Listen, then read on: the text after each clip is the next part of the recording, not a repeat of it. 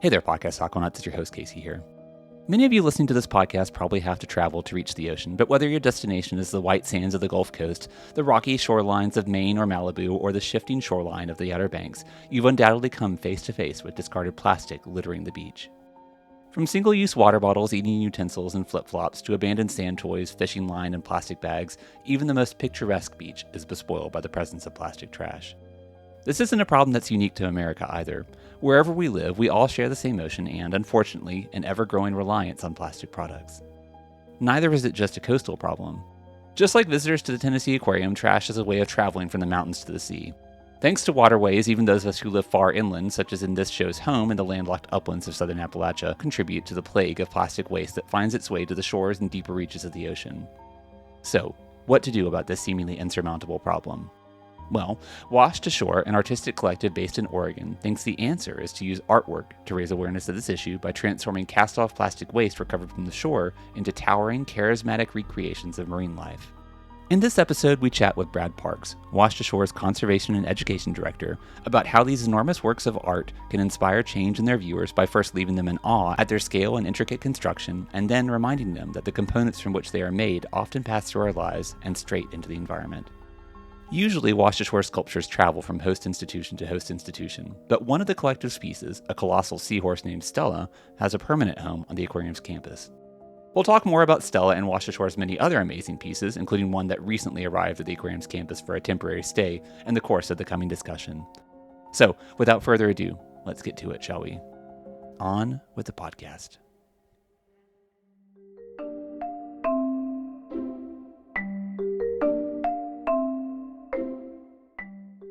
Thank you for joining us for another episode of the Podcast Aquatic, the official podcast of the Tennessee Aquarium. Today we have a special guest joining us from pretty far away, Brad Parks. You are the Conservation and Education Director for Washed Ashore. Thanks for joining us. You've got a bit of a history with the Tennessee Aquarium that we'll dig into later, but first of all, welcome to the show. Thank you so much, Casey. Happy to be here today and excited to soon be visiting the aquarium once again. Awesome. So you are, as I said, the Conservation and Education Director for Washed Ashore. First of all, what is Washed Ashore and what does your job entail? What is Washed Ashore? That's a good question. So It's a big question. It is. We're a nonprofit based on the southern coast of Oregon near the California border, where 15 years ago, our founder was an artist and discovered that there was a lot of plastic washing up on one of her favorite beaches.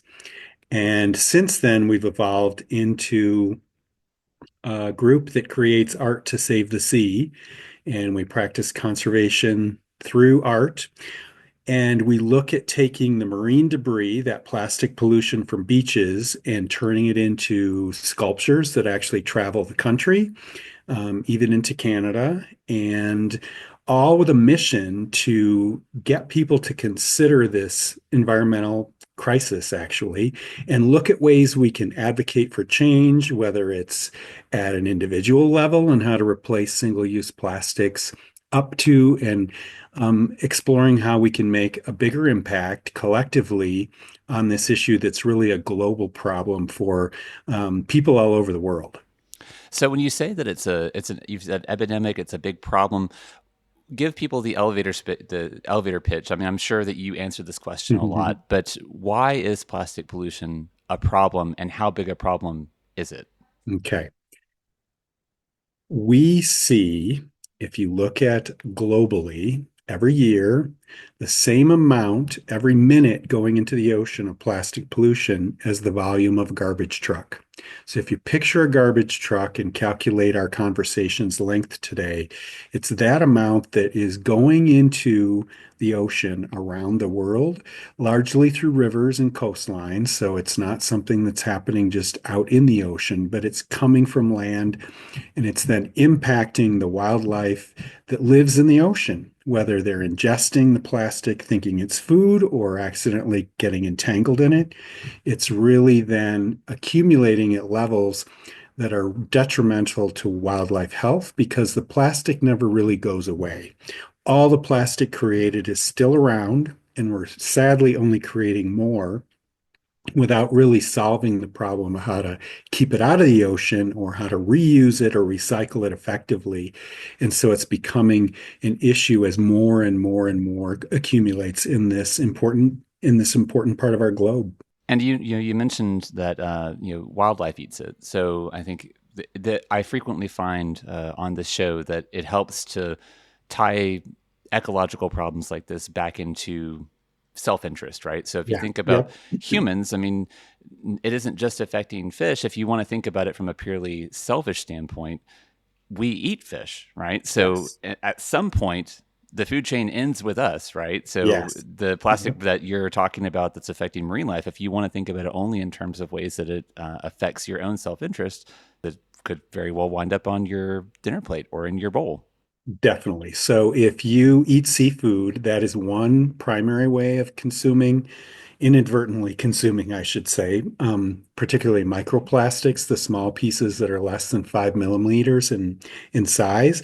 But it's also in a lot of the packaging. When you think about how much food now, as you purchase food, is wrapped in different types of plastic packaging, those are shedding bits of plastic without us realizing it into our things we're drinking or the things we're eating. Sea salt actually has been found to have microplastics in it. And then even if you're living near the coast, the way the waves churn and the water vaporizes and moves up into the water column, you actually can inhale those microplastics the closer you are to the coast. So whether you're eating seafood or not, it's actually impacting human health.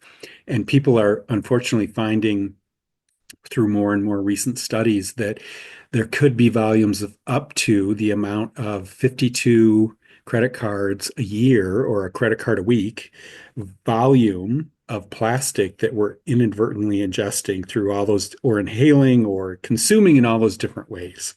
So that's obviously, as you said, it's an epidemic. It's a big problem. And when you talk about ecological problems, I mentioned that it helps to make things, give people a reason to care for selfish reasons. But it also helps to not look at it, or at least in my experience, it helps not to look at it in just the negative sense. So give people a sort of hopeful, positive outlook on problems like this and make them feel a little more assailable or solvable. And what I love about Washed Ashore is that you found a way, Washed Ashore has found a way, I should say, to make this a problem that you can almost appreciate it at first. You look at these sculptures and you appreciate them on a very surface level, and then as you get closer and you start to scrutinize them, you start to understand that these sculptures, as beautiful as they are born of something that is very ugly, which is an interesting dichotomy, I guess, of this positive on one end and a negative on the other end. And it's just your work has, or Wash Ashore's sculptures have been shown at a lot of zoos and aquariums. We were fortunate enough to host Wash Ashore's, I think, 13 of your works back in 2022. You and I were talking before the episode about that traveling exhibition, and I feel like we almost owe it to the people who are listening to the podcast to paint a word picture, right? So Mhm. explain when we've talked a lot about the fact that you create art, but explain what exactly that means, because these aren't just little sculptures. These are really big sculptures. They're ginormous. So, kind of back to our art philosophy that you touched on right at the beginning, that's part of this as well, is the scope and the scale of the plastic pollution crisis is hard for us to imagine.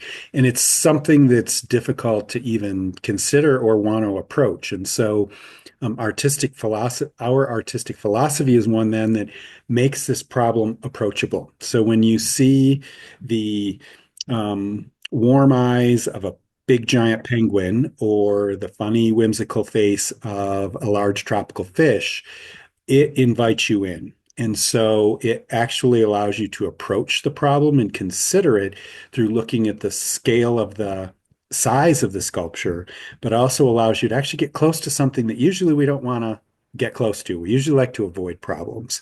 And so as you get close to them, one part of what we actually do is the artist, when they finish a piece, everything you're seeing on the outside of them is then comprised of plastic that was once on the beach of Oregon. All of our materials are sourced from volunteer partnerships through groups that collect and do beach cleanups for us. All of those materials then on the outside of the sculpture were once on the beach.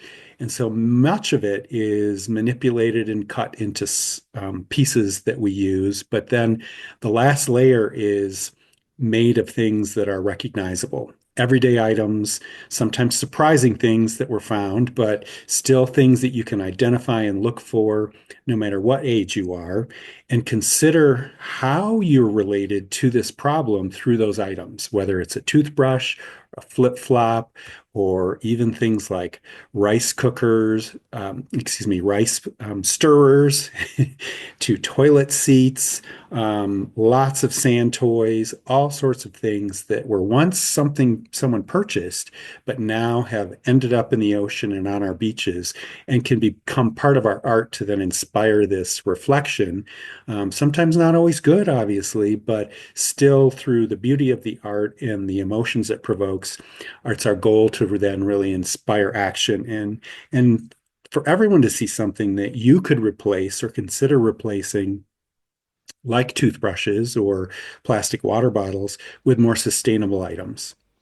Yeah, it's interesting that you've taken something that is by its nature, single-use plastic is ephemeral, right? It's something that doesn't stick around in our lives very often, or at least not for very long.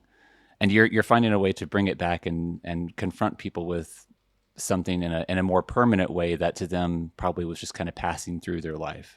That's interesting. Yeah, yeah, it really, we've come to learn the topic circular economy, where we're taking something out of the environment that's bad, bringing it back in and giving it a new use that actually has value. And so things like plastic water bottles we use and hopefully recycle in your community, but a lot of times they do end up, unfortunately, in trash that can end up on our beaches.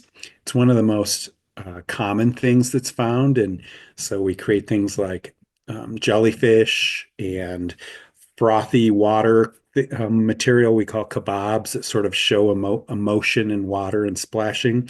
But unfortunately, that's all because folks were choosing that instead of looking at sustainable options. And so it really is something that we really encourage everyone to consider. And that's a water bottle and single-use plastic are some of the easier things to replace. Things like toilet seats and other materials. I wear reading glasses all the time, and it's harder to find materials at that point that aren't single-use plastic or plastic in general. But it really is the goal is for all of us to look in things and challenge ourselves to do just one thing. And maybe it's a little tougher than you did last time.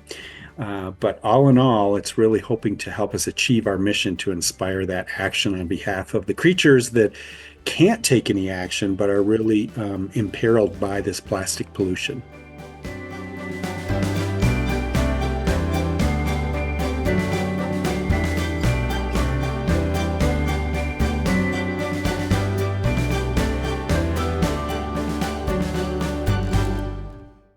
So I mentioned that 13 of Washed Ashore sculptures were on display at the aquarium back in 2022. One of those sculptures stayed with us. So Stella the Yes. Seahorse, which I think we'll get into in just a little bit. I want to dig first into a more recent visitor to the aquarium, another temporary sculpture that's going to be on display at our campus through 4th of July weekend, and that's Bill the coho salmon. So Yes. that is Bill is currently on sentry outside of our River Journey main entrance. And like I said, we'll be there through the end of 4th of July weekend. Um, Tell people what Bill is. So coho salmon. A lot of the Yes. people who are listening to this podcast are from the Southeast, and there are Mhm. no coho salmon that I'm aware of, at least in the Southeast. So what is this animal? This is a creature that's actually represents our home coast area of Oregon, the Pacific Northwest. And it's a species that starts inland in some of our beautiful forested mountain freshwater systems up at the headwaters of different rivers. And the adults lay eggs and then actually die and never see the young. The young then grow in these river systems. And when they get sometimes 3 to 4 years old. They actually they travel to the ocean, I should say, spend their life the next few years there growing until they're sexually mature. And when they come back to then the same river systems, they turn red. And I unfortunately don't recall if that's because of the fresh water or because of it's some hormonal um, trigger, but the red color that you'll see on our coho salmon, Bill, outside of your building there, is that adult version as they're getting ready to go back up to their home stream, smelling their way along the same stream where they were hatched years ago, to then reproduce and start the cycle all over again.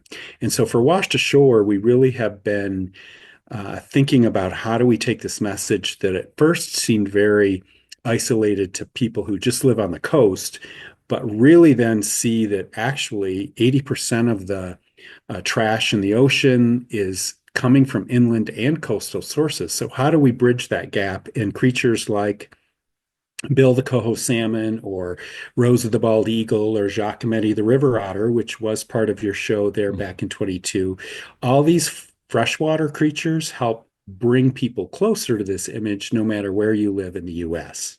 I forgot about Giacometti. He was on. I think he was on display right at the bottom of our escalator in River Yes. Journey Building. He Yes. was one of my favorites for sure. It's interesting that you bring up the life history of the coho salmon, because if you're not familiar with the aquarium, or maybe you're new to the show and you've not heard us say this before, the the tagline for the aquarium is "Take an adventure from the mountains to the sea." So what Bill's doing is that same vision or same journey, but in reverse. So from the sea to the Yes. mountains, which is really Yeah. that's interesting. I didn't make that circle of connection until just now. This sculpture is really cool too because our partners with Wild Kingdom, Mutual of Omaha's Wild Kingdom, the co-hosts actually help come to Oregon and learn more about the salmon and the conservation issues with it, as well as helped us do a beach cleanup and complete the sculpture. And so they were part of the process of completing the sculpture and helping us now move it around the country to bring this more awareness to this issue. It's a beautiful sculpture. If you aren't able to come and visit the aquarium during Bill's stay here, you will see in the album art or the episode art for this episode a picture of Bill. Yes. So hopefully that will give you some indication of visual context, maybe for what we're talking about. But he's green and deep red, and he's on top. One thing I love about Washed Ashore sculptures, many of them, is that they incorporate movement. They don't look like just an animal, almost. Taxidermy is the wrong word here, but they're not just static. Yeah. They're moving somehow, most of them. And I love the way that Bill is sort of, his tail is kind of flexed and he's swimming on top of water. So the water also is made of blue plastic items that have been turned into this kind of like wavescape. And I love that. And one of my favorites, you mentioned the jellyfish. So the jellyfish, when they visited, they were hanging from the ceiling of this very tall ceiling in our Ocean Journey building, and just dangled. I mean, they must have been 15 feet long, I guess, some of them. They were really, Some of them, really yes. incredible. Yeah. Yeah. And they also move. So you could kind of see them kind of, they would flutter, I guess, as the wind kind of moved through the building, or the air conditioning moved through the building. It was really, really interesting. I love that Washed Ashore sculptures incorporate that movement. They make it feel more lifelike for something that is made out of something that is just dead material. Yes, we just we just debuted a new octopus at the Oregon Coast Aquarium where we first started back at the beginning of our exhibition history 15 years ago. So to celebrate, we have a special show with them right now going on through January. And the new octopus has some really cool features that show that movement. In fact, one tentacle is holding what is the snapped end of some sort of line that's then below it on a cable, you see the other end. And so the artistic vision and the creativity in each piece is really something that's really fun to explore and look at, as well as the fun little hidden items along the way. So when Wash Ashore is working on these sculptures, are you able to visit the workshop? Do you get to see them at different stages of development? Did you watch Bill come together? You can, yeah. So we have a space in the Pony Village Mall in North Bend, Oregon. So our home base of Bandon, Oregon is just south of there. Again, about an hour north of the California border. Beautiful, beautiful countryside, but we do have the ability for people to actually not only come and see the sculptures.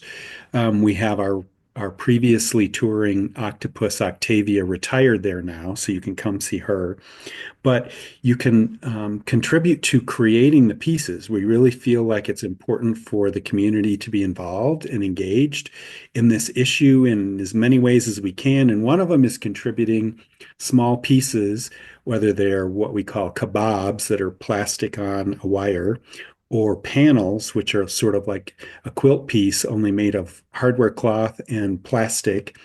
And the community can actually create those with us and help make these components that the artist then uses to sort of make the base aspect of each sculpture. So those elements and the work that's going on is viewable there in our home base in the mall. Very cool. And you said Bill was he was created recently. Was it this year Yeah, or? completed last fall. So actually debuted at the Association of Zoo and Aquarium Conference, the AZA conference in Calgary, and our friends from East Walmha were there to help celebrate it, as well as then feature him in an upcoming episode that'll air in October of 2025, and again in celebration of our 15th anniversary.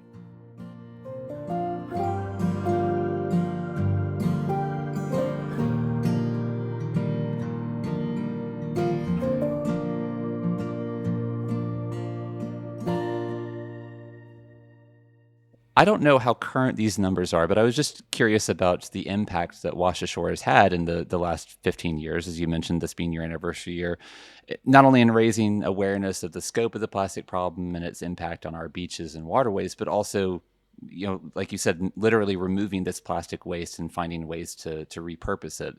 And the website says over 60,000 pounds, which is 30 tons. Is that a current number, has been processed? I use the I use the number 35 tons actually. 35. Yeah. So if you think about um, an elephant being roughly a ton, like 35 elephants worth of trash that through not washed ashore primarily, but through our great partners throughout the state of Oregon, whether individuals inspired to clean up beaches or state park officers, or most likely people who are part of an organized beach cleanup by another nonprofit, all of that material was once on the beach impacting wildlife, impacting recreation for people too, and coming to us then in ways that can be repurposed into this inspiring art. That is really incredible. And I assume that that's not all used in the 80 plus sculptures that Wash Ashore has created, right? Is some of it just stored in a warehouse waiting to be potentially reused for a future project, or where is it all stored? Yeah, we in the same location in the mall, our home base, we actually have shelves and shelves of materials sorted and organized by color, size, and shape. So some things are bigger and they're outdoor. We have tons of buoys, for example. We have big containers full of discarded flip-flops and shoes, bigger chunks of things like maybe a kayak or a car bumper. Yes. Wow. We just used a car bumper, in fact, in a project. This octopus that the new octopus has a car bumper that was part of some of a trash cleanup. So those larger materials are outside, the smaller ones are inside, but it's pretty fascinating and depressing as well. I'll acknowledge to actually see all of this. And thankfully, it's being cleaned up and repurposed. But there's still, that's the part of me that I think about is there's still so much that's not as accessible or having the same sort of attention that maybe our region is getting through our presence there and going uncollected and still out there churning up and be breaking apart into smaller and smaller pieces. I'm sure you get this question a lot. What is the strangest item that you've seen your artist use and incorporate into a sculpture?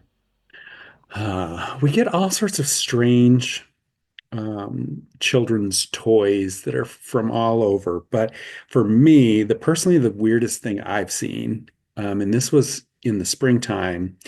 And it was a jack-o'-lantern, the little pumpkin you'd take trick-or-treating to collect um, candy in. Hmm, a One candy of those bucket. was washed up on the beach. Yeah, a little jack-o'-lantern bucket. So that was really bizarre. And I'm like, I was feeling sad for whoever lost their jack-o'-lantern, and hopefully they got their candy out of it beforehand.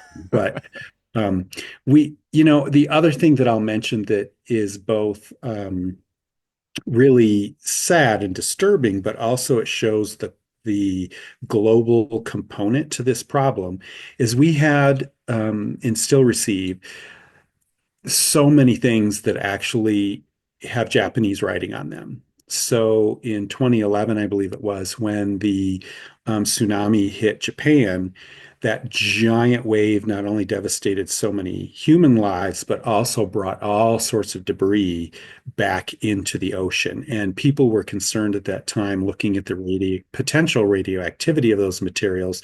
They were tracked, and we have found many, many items that are from that location, as well as had a scientist from Japan visiting and a marine invertebrate expert looking at some of the things in our collection and finding evidence of species that are Japanese or from that part of the Pacific that were in our collection and have traveled across the Pacific. And so that really goes to show you how global this issue is, but also you will find things with Asian characters and Japanese lettering on our sculptures from time to time, and they're collected right off our beaches. Wow. And so Washed Ashore has had exhibitions, places like we've already mentioned that you obviously came to Tennessee, to to Chattanooga and the Tennessee Aquarium. They've been on display at the Denver Zoo, Point Defiance Zoo in Tacoma, Washington, up at Shedd Aquarium in Chicago, Animal Kingdom. There's a permanent display at the Smithsonian. Is that correct? Yeah, we have an amazing sea turtle there named Mari that is part of a display in their Curious Science Center in the Smithsonian Museum of Natural History. Yeah. So, yeah, because of our 15th anniversary, I did a little digging, and we've been in at least 23 states and in three Canadian provinces, one right now, in our history. So we've had a pretty incredible warm welcome across the country, especially by zoos and aquariums and botanic gardens. What's interesting to me, and you touched on it a little bit earlier, is that by coming to places like Chattanooga, Tennessee is a landlocked state. There is no coastline of Tennessee. Mhm. But one thing that I remember we really emphasized during your visit was the fact that there is an impact that's felt downstream by what we do here. Yeah. And we've worked a few times with Fabian Cousteau. I think you spoke with Fabian during Yes. a special live presentation that we did concurrent with the Washed Ashore exhibition. Is that right? Yes. And one of my favorite quotes of Fabian's that I think is either his or his grandfather's. So Jacques Cousteau is his grandfather, and Fabian frequently pulls out the phrase that the rivers are the roots of our ocean.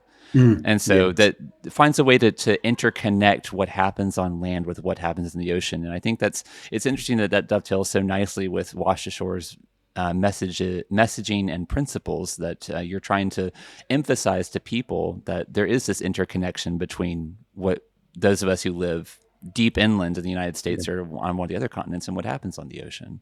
Well, you know what? Your river building is that story in such a beautiful way. So, um, I've actually even have a picture of one of your graphics that talks about the 33 states that help feed into the Mississippi River system that empties into the Gulf of Mexico. And Hmm. so we have been working since we saw you in Galveston, Texas, Galveston Island.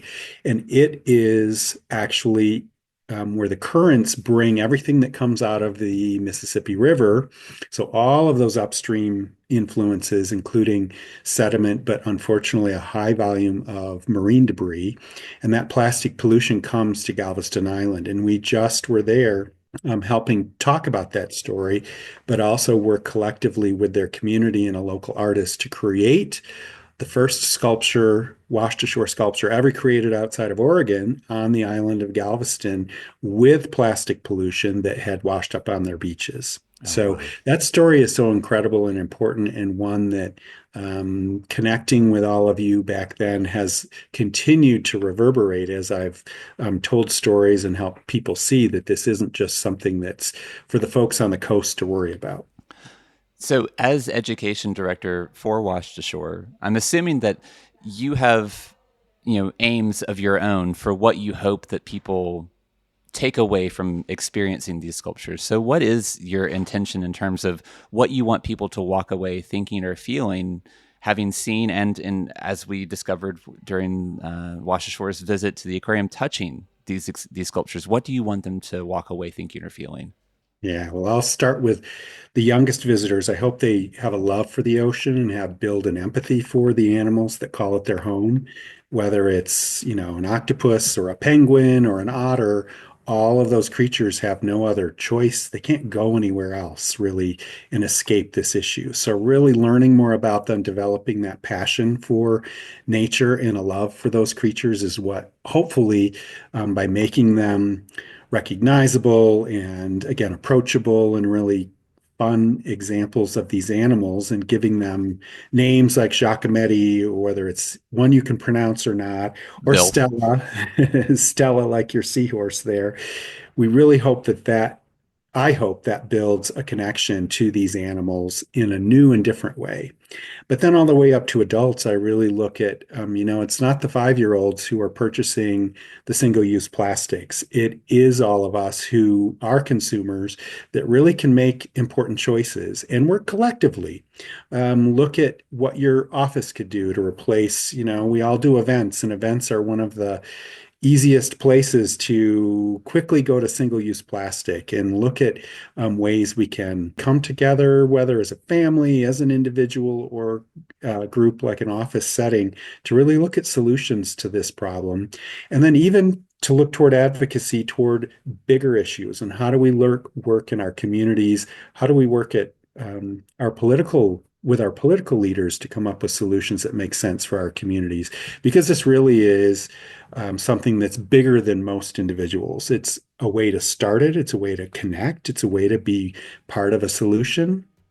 But often we do need to also look at these bigger systems and where it's coming from and the bigger ways we can make an impact as well. So that's really the goal I'm hoping for. Well, that actually, you said the that echoes the tagline for this show, which is to borrow a turn of phrase that our Vice President of Conservation Science and Education, Dr. Anna George, who has been on the show many times, one of the phrases she always trots out is that every drop matters. Yeah. So that actually really nicely aligns with Washed Ashore's philosophy that individual action can collectively add up to a real meaningful impact, even with a problem as large and seemingly insurmountable as plastic pollution. Yeah, it's really true. I sometimes in some of my presentations will hold up a plastic bottle cap and I'll ask people, if you saw this on the beach, what would you call it?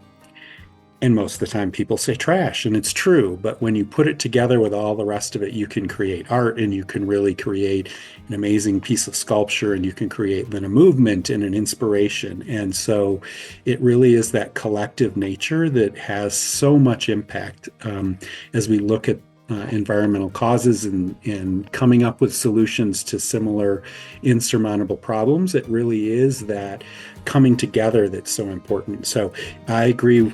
Dr. Ann is pretty smart, and yes, every drop does matter.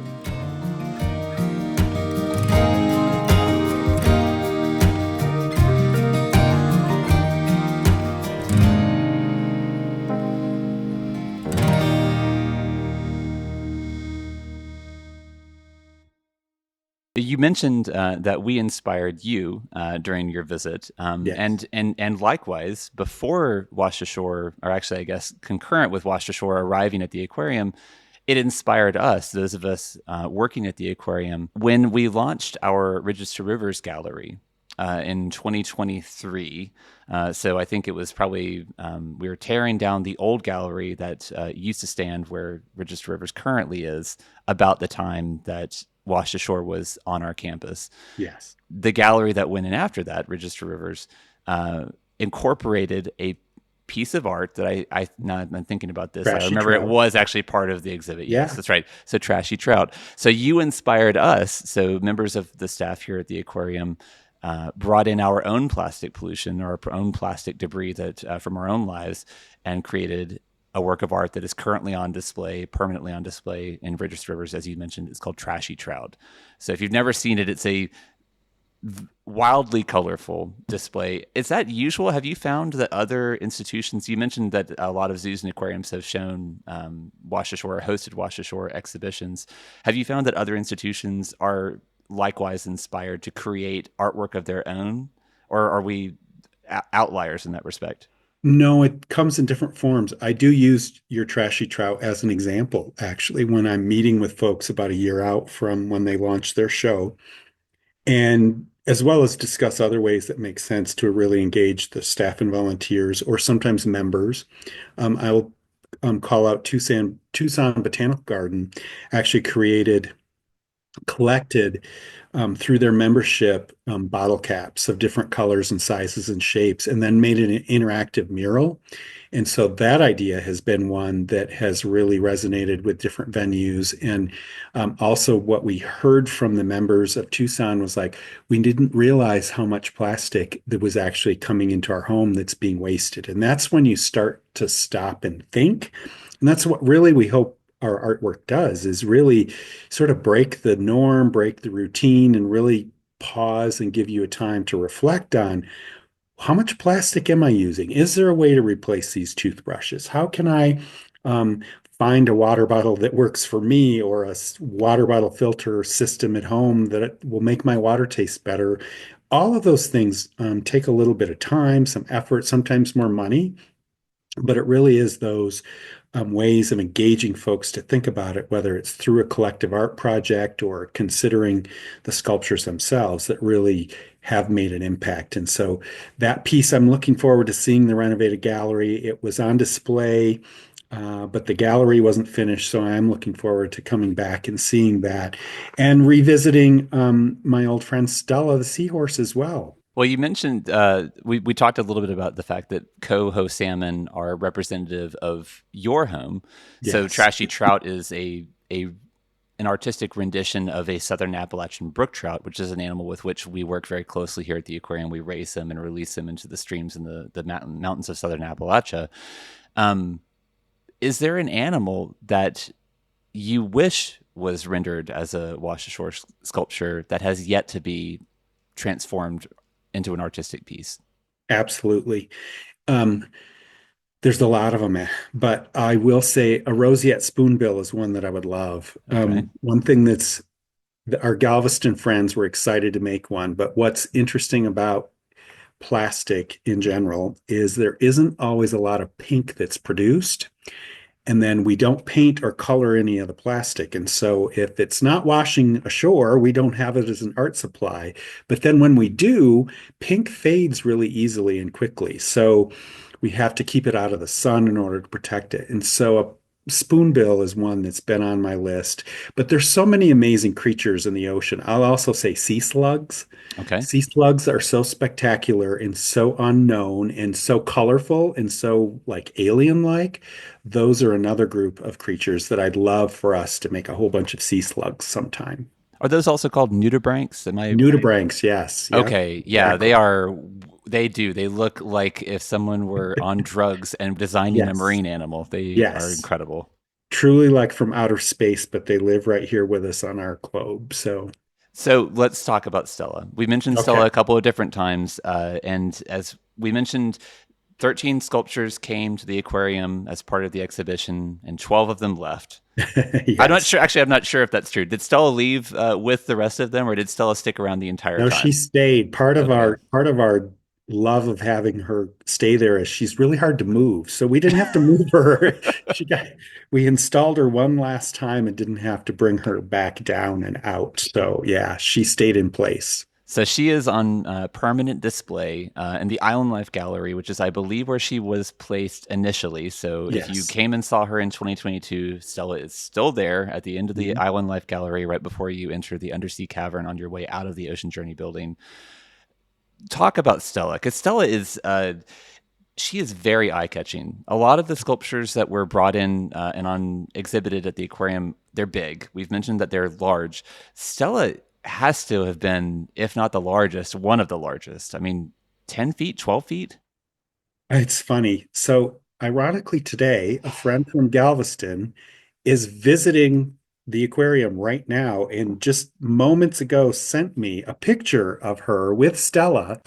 She's at least 12 feet tall, if not taller. So, this sculpture was one of our founding artist, Angela's earliest pieces. And so, Stella um, was artistically phenomenal, but engineeringly miserable. So it was it was really heavy, really big, really difficult to install. And so again, that was why we were really excited to be able to have this magnificent artistic piece no longer travel and give it a home permanently.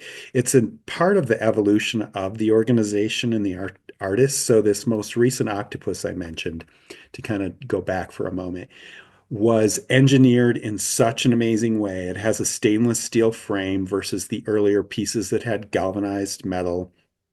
It's lighter, it's more nimble and movable.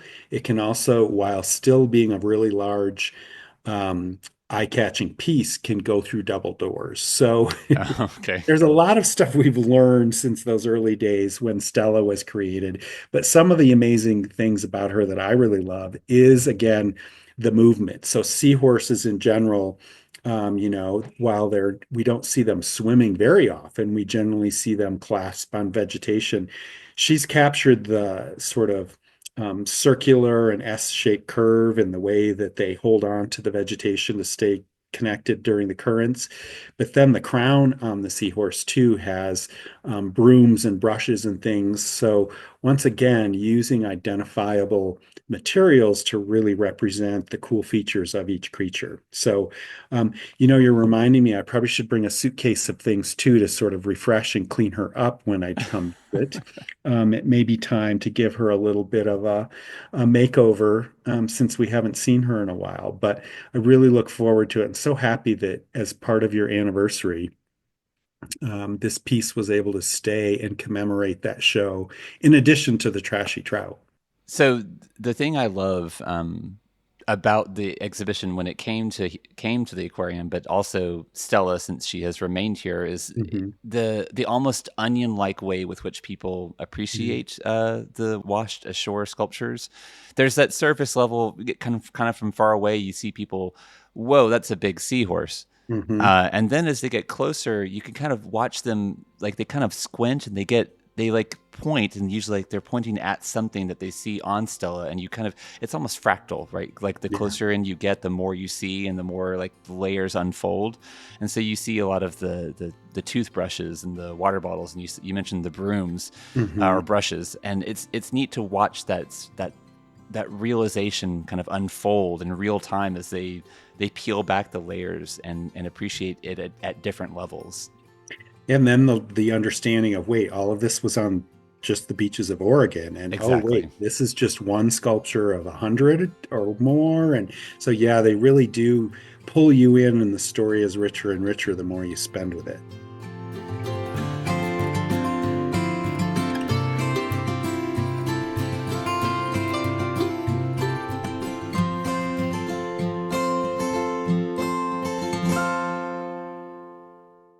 You frequently see people touching the sculptures. Is that Mhm. something that is encouraged? It really is. So, you mentioned my education director role. Part of what we like to do with our art that's so different than a lot of other art is actually let people get close to it and touch it. So, plastic obviously is pretty durable, not completely unbreakable as um, sometimes happens, but largely we feel like the ability for people to relate and connect to this issue, especially young learners, is more important through being able to touch it through that tactile experience than just seeing it hands off. And so that's something from the beginning that we have valued and encouraged, and typically see really gentle care and gentle touch being the way that people interact with the sculptures, and really respect it. And so it's been a hallmark of part of our shows from the beginning. Well, right before we started this discussion, I went to revisit Stella and Bill just to refamiliarize Okay. myself with what they looked like. And I watched people in both cases at both sculptures laying hands on it. And all I could think was, I feel like this is okay, but I couldn't quite remember. I always tell my kids when we're out hiking, and this has come up in the show many times too, that I say, what do we look with? And they say, with our eyes. And I say, and not with our hands. So in this particular case, it sounds like it is okay if you're visiting the aquarium. Yes, You can gently touch Stella or Bill if you're fortunate enough to visit during Bill's stay here. which we hope they do. So, Brad, I think we can go ahead and start to work our way out of this discussion and end the episode. But I did want to talk a little bit about what is upcoming with Washed Ashore. What projects do you have coming out? What new sculptures are in the works? What can you tell us about what's in store for Washed Ashore in the years to come? Well, one thing that we've been looking forward to for the past couple of years is creating this first sculpture outside of Oregon. And so when I started and met all of you back in 2022, one of the things we started exploring was the requests we were receiving from all around the world to bring our sculptures to different countries. Our art had been featured at both a State Department event in DC and at the UN in New York. And so people from around the world had really become acquainted with our unique form of art and wanting us to travel and bring our sculptures. Well, it's difficult to even move them, Rose of the Bald Eagle is around 2,000 pounds and 17 feet wide. So bringing them around the United States is logistically challenging already. But the concept of going to other countries was really an issue, in addition to considering a couple of other things. When you think about carbon footprint and climate impacts, that was one consideration that made us pause and think of another solution. But also the fact that our art is not exclusive. Our access to trash is not exclusive. In fact, there's amazing artists and unfortunately trash all around the world. So the concept of going to Galveston was to pilot a project in a new community with a new artist trained with Washed Ashore's lead artists in our home base, but using their materials and their community engaging cleanups there on the Galveston Island on their coast to create this sculpture and see if we could do it remotely and what we could learn from that before trying to go to potentially Baja, Mexico, or to places in Europe or Southeast Asia. We get requests for these again from all over the world. So part of our looking forward and part of our 15th anniversary celebration this year is the unveiling of a reddish egret, a type of wading bird found along the Gulf Coast that's unfortunately threatened and is the official bird of the city of Galveston. So that reddish egret debuted over World Ocean Day, June 7th, down in the island to a lot of happy community members. And so that was and continues to be something we're looking forward to is how do we learn from this and look toward taking Washed Ashore's unique way of creating art and the influence that we've been able to, I should say, the impact we've been able to have on folks and the influence then that we could take to elevate artists from other countries and help bring this message to communities around the globe. So that's kind of a big thing. The other thing right now is we're in Canada. And so one of the fun things that at Wilder Institute and Calgary Zoo that just debuted was a brand new sculpture, which is a northern leopard frog. And so it's the first amphibian we've created. And so the folks there and many other zoos and aquariums actually throughout the US and Canada are all working together to breed these frogs in our care to then re-release in parts of British Columbia and the Rocky Mountains to actually help support that population that's unfortunately quite threatened.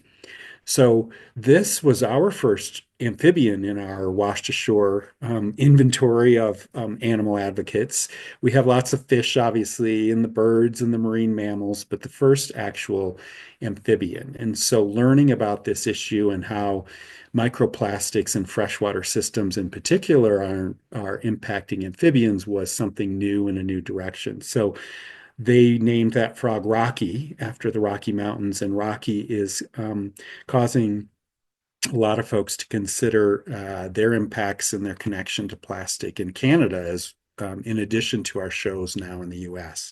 So that's sort of another area. But I'll say a new thing for us is this ocean activity book. So we're going to be bringing an activity book to children there at the aquarium in the next month. And then with our help from Wild Kingdom, we're leaving 1,000 of these books for your education team to be bringing to Chattanooga and the folks there to help discover how the ocean is a home for animals, how it's a place where they find food and are safe and find their friends and family, and how kids can actually help protect the ocean and prevent plastic pollution with some simple things like taking your beach toys home with you instead of leaving them, making sure your flip-flops are near your towel so the wind and the waves don't end up taking them away from you. So little things that kids can do, and it's fun. It's a creative book.